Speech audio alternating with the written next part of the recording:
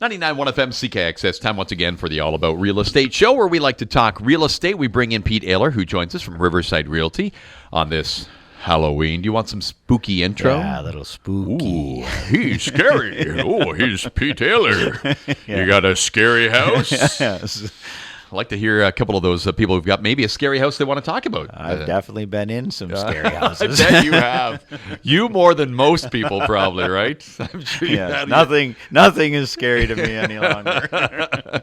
But yeah, happy Halloween to everybody, and hopefully all goes well for your trick-or-treating, whatever form of trick-or-treating you're planning tonight. I think the best tip that I heard so far that I thought was great is neighbors who don't have kids calling other neighbors who do have kids saying, hey, we got something for your kids. We're happy with them coming over, so please bring your kids over. Right.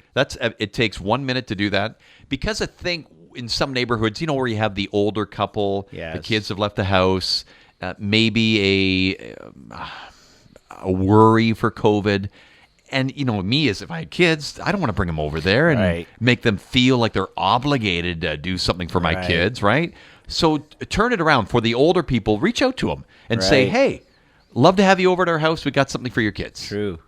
I think that's maybe the best way. I've heard the other way, too, where people have made the phone call to some of their other older people in the neighborhood, or just any people, and said, hey, are you okay with my kids coming over? Yeah. Totally understand if you don't. I mean, everybody's got their rules, right? Yeah, I think someone said something to me about, have your light, if you want someone to come to your house, have your lights on, Right. Have your bowl of candy out on the front step, and have your front door. A lot of people have like a screen door, have your front door open or something. Just kind of have that as your barrier, and just be like, go trick or treat. And then they just grab a few things out of the bowl. And, so hopefully the kids will have some form of fun. I know, honestly, with my kids, when they were young, Mm-hmm. I loved Halloween, but I made it into like a production. I was like, all right, let's go. We have this many hours. Let's go. I used to joke with my kids, like they'd walk back to the street and back, and I'd be, no. You go across yards. You do not waste the time. Speed up. Yes, You want candy? Yeah, I'd be like, run, step high. And the other thing I always did with my kids, which we still laugh about this, they'd come and they'd have like full bags. I'd empty the bag. Yeah. Because you don't go to the door with a full bag. You don't get near as much, right? That's a good point. These are good tips. Yeah. Uncle Pete is in the house today, Yeah, helping you get absolutely. candy. Yeah. I mean, Tips. back in my day, in our house as a kid growing up, we never had candy. It just didn't exist. Candy at our house was having graham crackers in the cupboard. I mean, that was a special treat, or having fruit on the Exactly. table. Oh, something sweet. Oh, yeah. So Halloween. Oh. I mean, I was all about like load up. Like chocolate bars? Yeah. My God, it was like, Whoa. yes. Oh, Henry bars? Yeah. Yes. And I rationed too. I would Yeah. try to ration my stuff for months. Yeah. So anyways, happy trick-or-treating and Halloween to everybody that's out there today. Let's get to your house. Let's talk about some houses around the area and maybe how we can help some people. This week you kind of wanted to focus on the preparation side if you're considering selling your house. Yeah, I've had a few people that have, they've been thinking about, maybe making a move or whatever. So they've had me over and said, what do I need to do to get my house ready? Right. And so, and I've talked about this before, but I mean, I thought I'd kind of repeat it.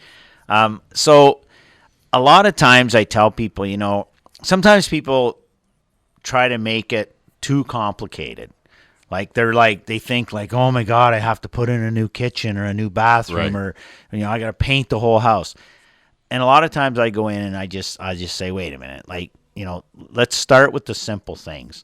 I always say, look at the outside of your house first, right? So one thing I do quite often recommend people doing is a roof. If the roof is shot, that is something that really stands out. Like that's a drive-by. You don't even have to get near the house. You see the roof is shot. Right. That is one thing. And I always say to them, it isn't even necessary that you're going to get more for your house because there's a new roof. But what you will do is you will have people interested in buying your house because they see the new roof versus an old roof that's shot. They're like, okay, I buy this house, I immediately have to spend money. Right. So even if it costs you 10 grand for your roof, you may just get the 10 grand back, but at least your house will sell. So that's the one thing I do recommend. And it may increase more interest in the house, and more interest can sometimes lead to more in this offers. Market especially, Yeah. right? Mm-hmm. So I always start with, and I've said this before, the infrastructure items. So roof, windows, foundation, exterior, your siding, your soffit, your fascia, your eaves troughs, those kind of things, that exterior side. For example, some of the older aluminum sided houses, they have those little corner aluminum that quite often they'll come loose or come off. You see a house with a couple of them missing. That's a very small, simple thing that you can replace. That just doesn't draw your eye to that, right?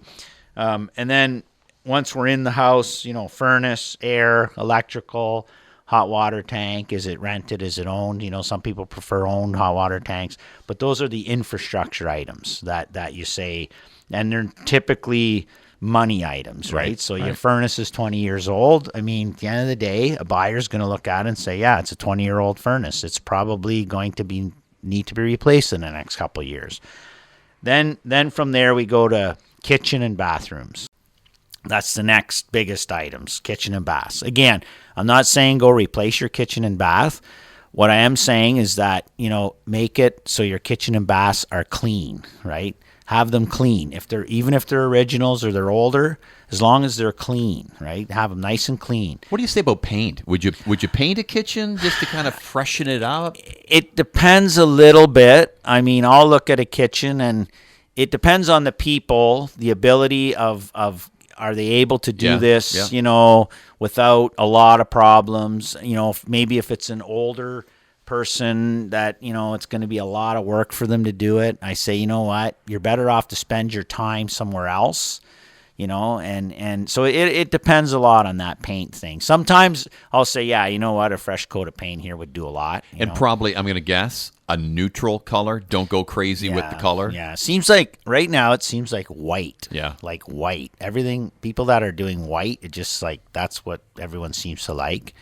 And then after the kitchen, bath, I say flooring, right? So infrastructure, kitchen, bath, flooring. That's kind of my, and then when I go back to declutter and clean, and I'm going to be a little more specific. When I say declutter, okay, a perfect example is if you walk into a bedroom, and we all do this, and don't think that, not most of us have cluttered houses and have a lot of stuff, right? I'm really intrigued on what the bedroom topic is going to be. But when you walk in the bedroom, you look around your bedroom, okay, and you have, let's say you got 4 walls in your bedroom. If you have a piece of furniture that's literally like side by side by side by side all the way around, and you see no wall, you've got too much stuff in your bedroom. I don't care how big the bedroom is, but sometimes you'll walk in a bedroom, you'll see a dresser, a chair, a nightstand, a bed, another nightstand, another chair, another dresser, another random chair, a mirror. I mean, it'll just be solid furniture all the way around. It can be a big bedroom. It looks small. So I tell people, okay, maybe you have 2 dressers in a bedroom. You have maybe 2 nightstands, a bed, and 1 chair. That's it. The other random furniture you've got in here, get it out of there. Make it look bigger. Get it out. Yeah. Get it out. You want to see wall space. Yeah. You want to see wall space. Closets. Open your closet. I mean, if you look in your closet and it's like every single square inch of that closet, like the shelves are full, the floor is full. Again, as soon as a buyer opens that door of that closet, they're going to close the door, and they're immediately going to think, oh, this house has no storage because everything's full. Right? So it's those little things. The other thing I say is like outside, eaves troughs. Clean your eaves troughs out, especially this time of year. Yeah. Get your eaves troughs cleaned out. Get the leaves out of your flower beds. Make your flower beds clean and neat. Sometimes this time of year you'll get little pieces of garbage and stuff that flew into your flower beds, like little things like that. Because when someone walks up to a house and they see that, the eaves troughs haven't been cleaned, again, they think, these people don't maintain their house, right? Change your furnace filter. You wouldn't believe how many buyers I have. We walk in a house, and they'll look at the furnace filter. Really? Yes. Huh. Change your furnace filter. I guess it gives you people an idea of, if you've maintained the house, if you've taken good care of it. Think of a car. You got two cars side by side. Let's say that both cars are identical. Same kilometers, same make, everything. One is clean. One is washed, cleaned, interior's clean, smells nice. The other one just came off, like, say, a car that you and I drove yesterday, right? I mean, You've probably seen my car. Well, I mean, I pretty much live in my truck, right? So, I mean, my truck's like, it's but side by side, what are you going to think, right? When you walk in there, I mean, it's very, that's why I said earlier, it's simple. Like, these are simple things, right? That you have to think about. And it's the same with a house. I mean, buyers look at clean, decluttered houses. And it doesn't always have to be new stuff they're looking at. It just has to be clean. Things like your windows. Look in your windows. If you have the casement windows, I tell people, maybe some of those casement windows maybe haven't been opened in a long time, possibly. Open the window, look in there, clean your window, make sure the cranks work. If the crank doesn't work, you can call Glass Guru, and for $50 or $100, you can fix that stuff. Little things, right? Those are all the little things that people, when they go in your house and they go to crank a window and it's stuck. Sometimes they're just stuck. They work, but they're stuck. It won't open. Light bulbs is another thing I tell them. Make sure every light fixture you have, especially switched ones, have light bulbs that work. Just sends the message that the house has been taken care of. Well, and everything works. The other thing that I've had before, and I'm the same way. Like, you walk into a room and you're flipping the light switch on and nothing's happening. You kind of think, what's wrong with the electrical Good here? point. What's going on, right? Why? What's happening? Whereas you flip the light, boom, the lights go on, Everything and works also here. just brightness, right? In rooms, like, you flip a light on and and it's got two bulbs that actually work. Right. So these are all little things that are like nickel and dime stuff, right? I'm not talking renovate a kitchen. I'm talking simple things to do to get your house ready and to have things that people aren't picking it apart about, right? So those are the key little things that I've said. Those are good. Great tips there. That's Pete Allaer today from Riversite Realty joining us today on the All About Real Estate Show. Got some listings to talk about. We'll get to those coming up in just a little bit here at 99.1 FM CKXS. 99.1 FM CKXS. We've kept Pete Allaer around just a little bit more with some haunting good deals for you all when it comes to buying a house. Not a haunted house, though, right? No. You ever been in a haunted house that you thought was haunted when you're selling? Well, I was in a place, I guess it's been a couple of years, and I was in there by myself. So, it wasn't a vacant house, but no one was, they weren't there. Right. So I went in, and I could have swore someone was following me around. It was the weirdest thing. Everywhere I went, I was like, I kept looking over my shoulder, like, is there someone in here? And then I talked to someone who was into that sort of thing. Right. And they said to me, "Oh yeah, they're into the ghost stuff," and they're like, "Oh yeah, absolutely." Like, it was probably some father or aunt or uncle or something that had lived there, and and their ghost is there, and apparently there are friendly ghosts. I'm told, that's what I was told, that there's some friendly ghosts, Like Casper. I guess, yeah, or Uncle Casper. I don't know, yeah. But it was so weird because it was just like. It's a good thing it was the day that I did this, because I probably would have been like, okay, no, I'll come back. But it was just like, I kept looking around going, like, is there someone following? And then the other day, actually, speaking of, we'll talk about a cat. Yes. So I go in this house the other day, and I know there's a cat in the house, but whatever. I open the door, and I set my stuff down, I open the door, and all of a sudden, off the top of the hot water tank, which is kind of shielded by a little like, you can't see the hot water tank. Right. all of a sudden the cat jumps over and lands right in front of me. and it scared the you-know-what out of me. I was like, what the?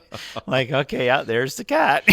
There is a cat. I got thinking, probably the reason why you haven't been into too many haunted houses, because the last person you want to tell that your house might be haunted is your real estate agent, right? Yeah, that's probably a good idea to keep that a secret. Yeah, keep that one to yourself. Yeah.